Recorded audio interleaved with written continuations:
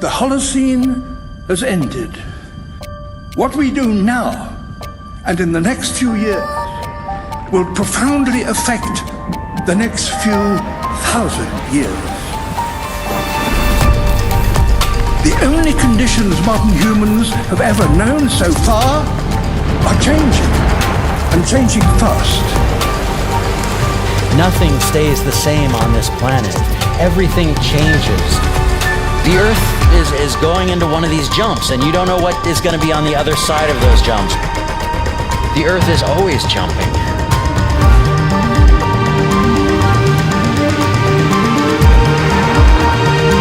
Things move on this planet. Things are not still. Everything is turning.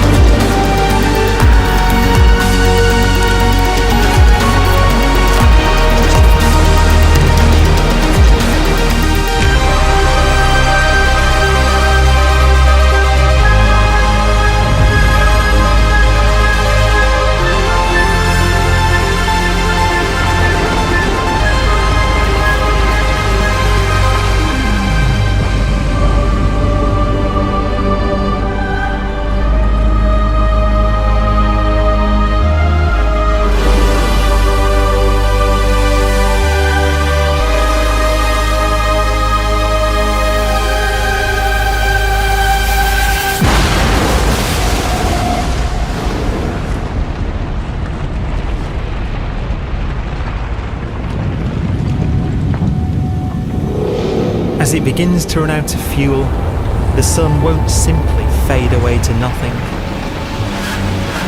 Its core will collapse, and the extra heat this generates will cause its outer layers to expand.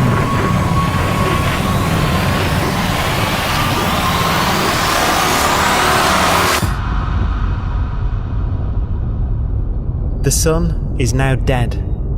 Its remains slowly cooling in the freezing temperatures of deep space.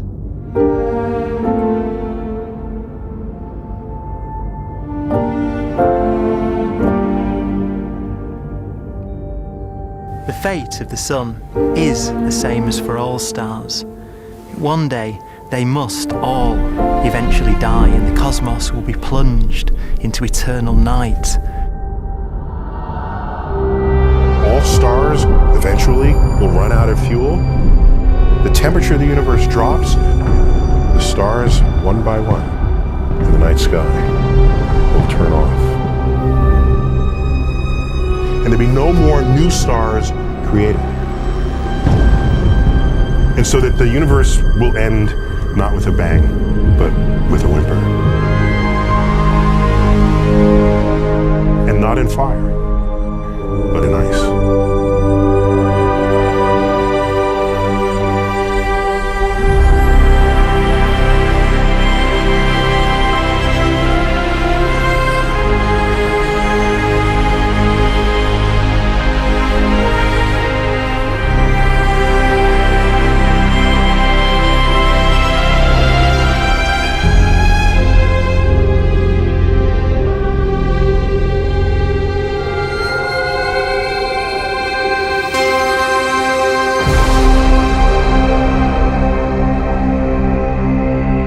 With no fuel left to burn, a white dwarf's faint glow comes from the last residual heat from its extinguished furnace.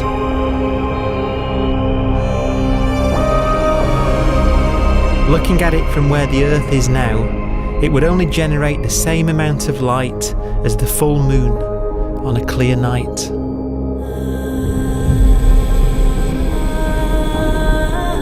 The faint glow of white dwarfs will provide the only illumination in a dark and empty void littered with dead stars and black holes.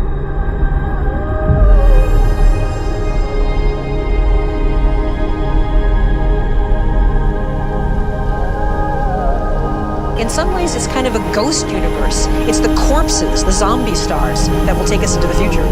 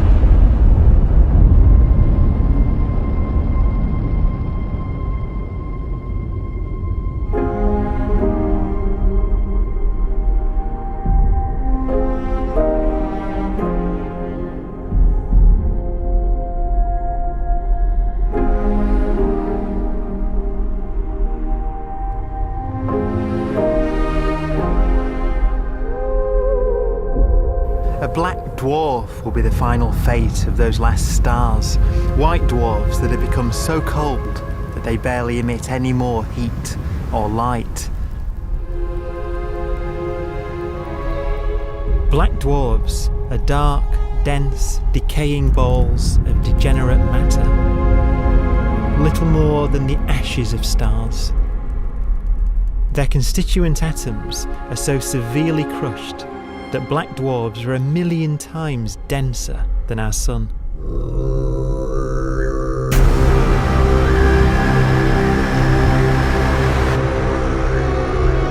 Stars take so long to reach this point. We believe there are currently no black dwarfs in the universe.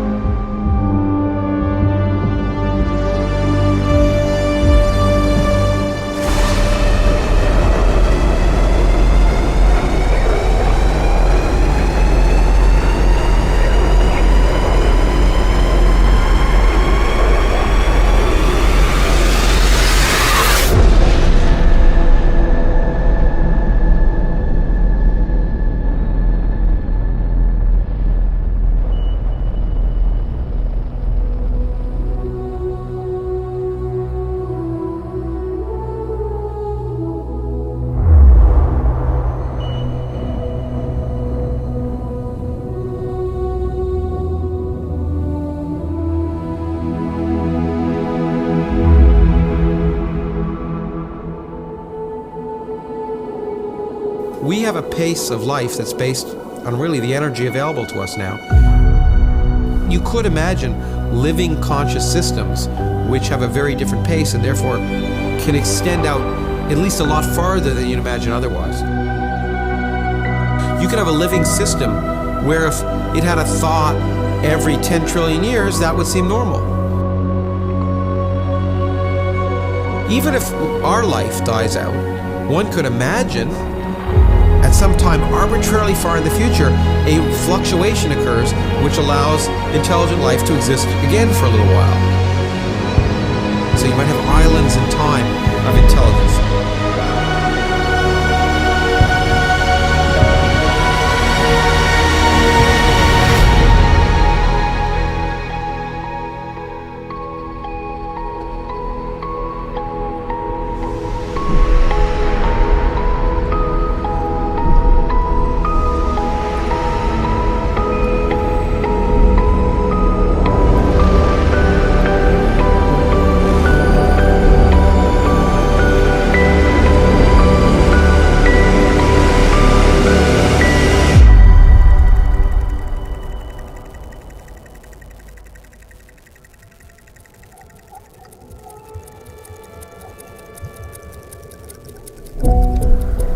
Proton, one of the fundamental building blocks of atomic matter, what makes us up, can just spontaneously fall apart. Any material that evades the pull of a black hole eventually dies away as its protons disintegrate.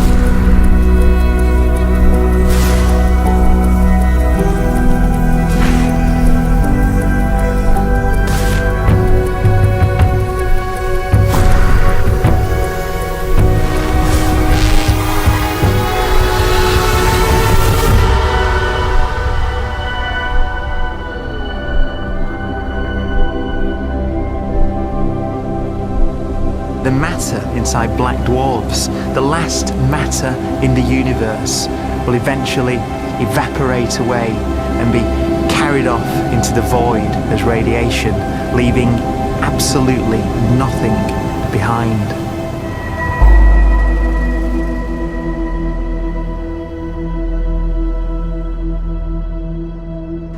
With the black dwarfs gone, there won't be a single atom of matter left. All that will remain of our once rich cosmos will be particles of light and black holes.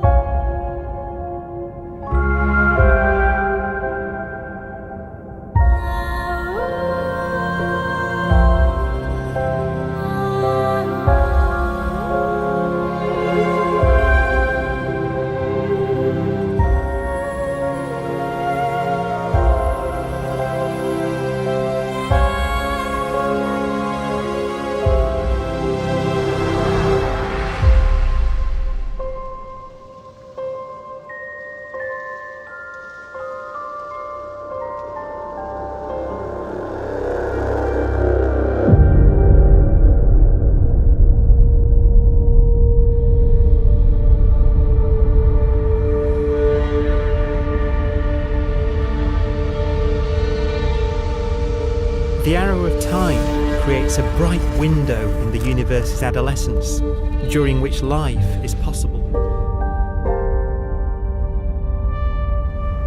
But it's a window that doesn't stay open for long.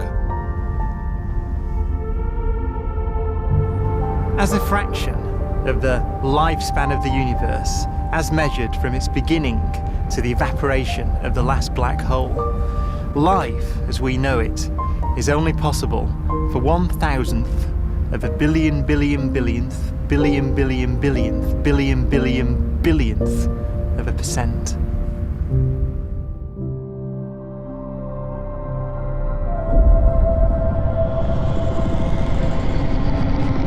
Black holes become the fundamental building block of the universe. A galaxy will basically be a supermassive black hole in a center with smaller black holes orbiting it. Zombie galaxies filled with black holes continue to evolve. They'll eat each other and they'll get bigger, and maybe they'll fall into the supermassive black hole and it'll get bigger. The universe will still be an exciting, dynamic place. It's just that the timescales you're talking about are now trillions of years instead of thousands or millions of years.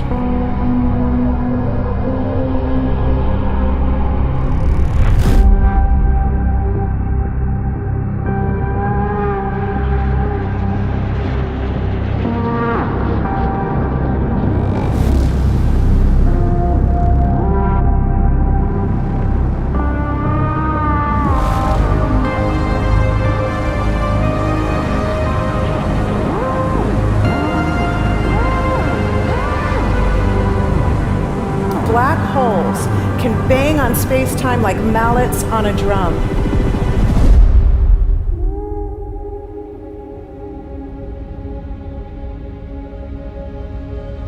And they have a very characteristic song.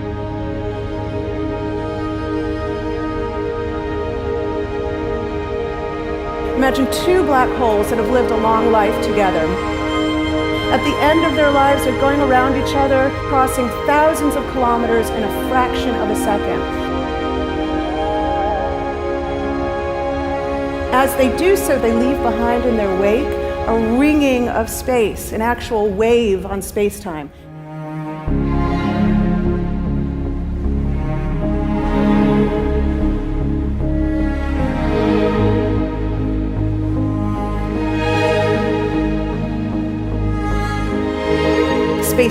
squeezes and stretches as it emanates out from these black holes banging on the universe.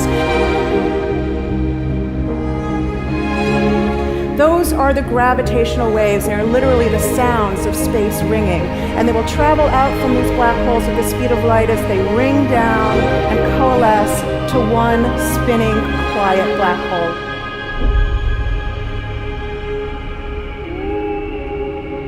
If you were standing near enough, your ear would resonate with the squeezing and stretching of space. You would literally hear the sound.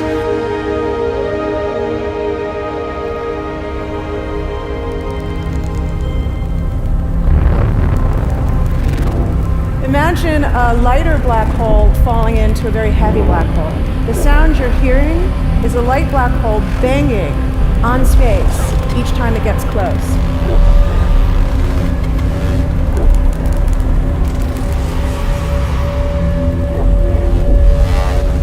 As it falls in, it gets faster and it gets louder.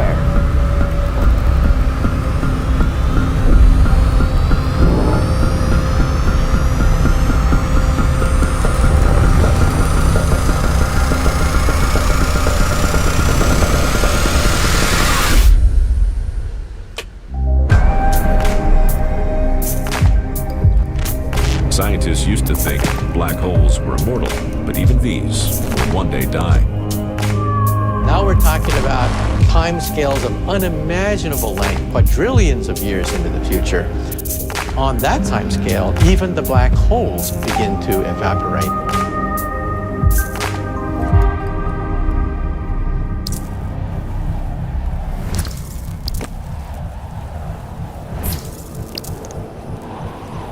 According to quantum mechanics, space is filled with virtual particles, antiparticles, that are constantly materializing in pairs, separating, coming together again, and annihilating each other.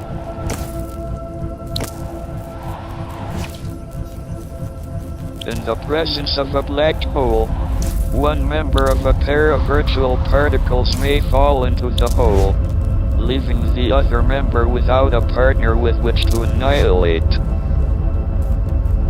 The forsaken particle appears to be radiation emitted by the black hole. And so, black holes are not eternal. They evaporate away at an increasing rate until they vanish in a gigantic explosion.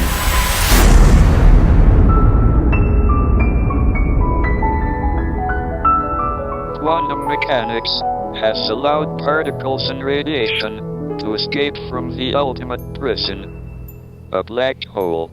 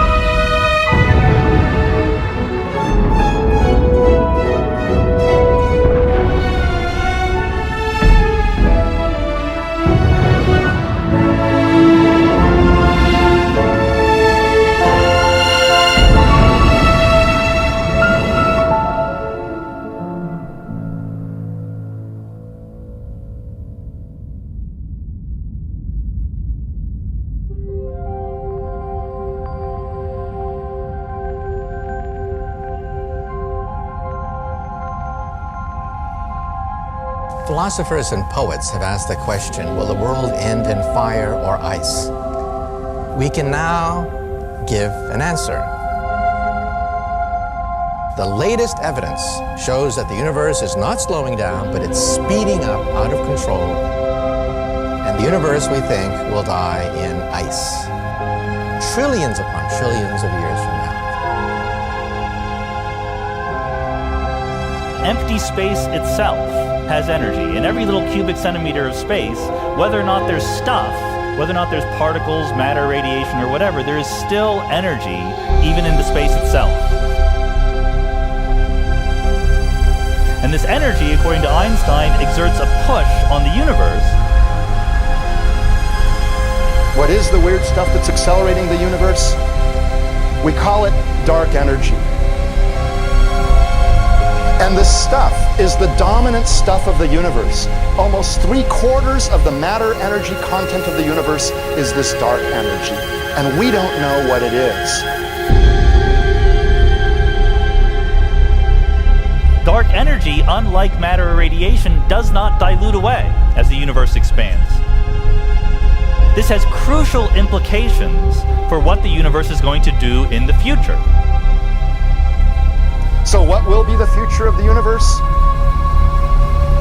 Well, if the dark energy remains dominant and repulsive, the universe will expand forever.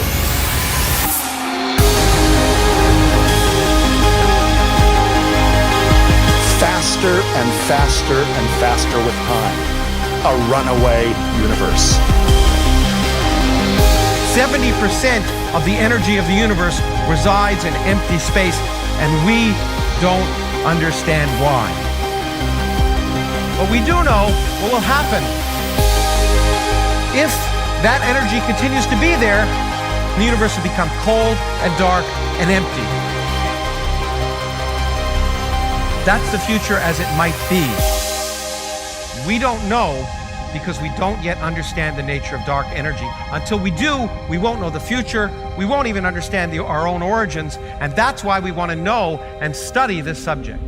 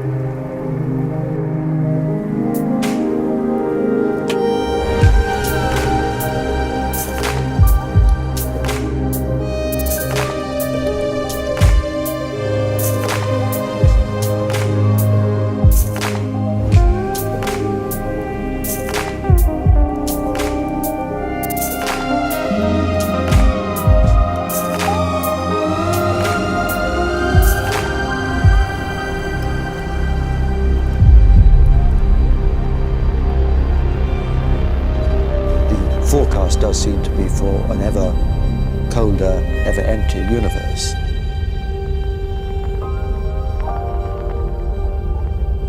But then, of course, we have to ask, could that end lead to a new beginning? And there are ideas whereby what actually is the end of our universe could in some sense be linked to the beginning of a new one.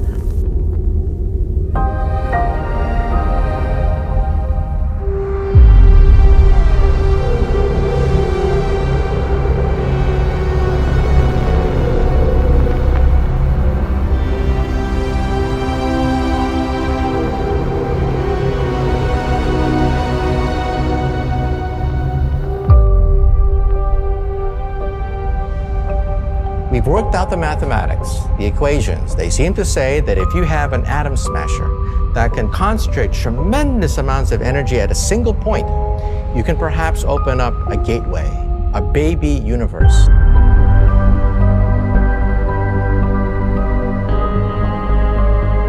Facing the death of everything there is, this perhaps is their only possibility of escape. And this also raises a very intriguing possibility, sheer speculation of course, that perhaps any universe that has intelligent life in it will create baby universes, will create lifeboats, and proliferate child universes. So an evolution may take among universes in the multiverse. Survival of the fittest may take place. So those universes which do not have intelligent life are infertile. They have no children. But those universes that have mild temperatures, stars like us, would create civilizations that could open up child universes, and they would then proliferate.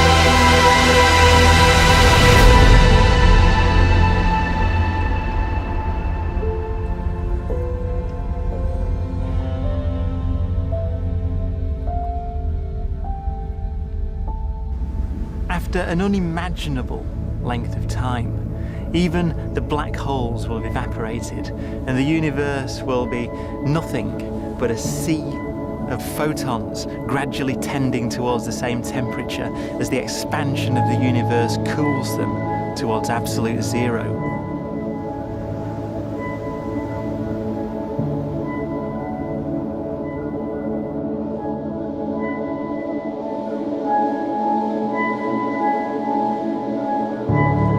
Once the very last remnants of the very last stars have finally decayed away to nothing, and everything reaches the same temperature, the story of the universe finally comes to an end.